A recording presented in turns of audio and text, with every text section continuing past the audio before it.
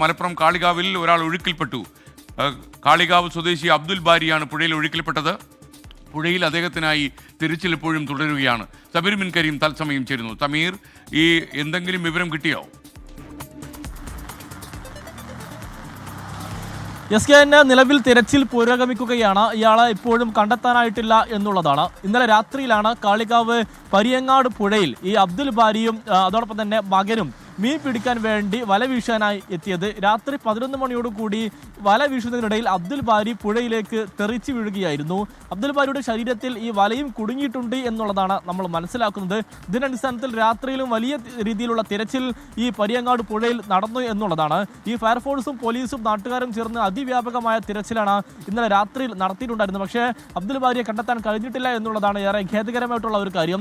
രാത്രിയിൽ ശക്തമായ മഴയും ഒഴുക്കും അതോടൊപ്പം തന്നെ ഇരുട്ടും വലിയ തിരിച്ചടിയായതോടുകൂടി രാത്രി ഏറെ വൈകി തിരച്ചിൽ അവസാനിപ്പിക്കുകയായിരുന്നു.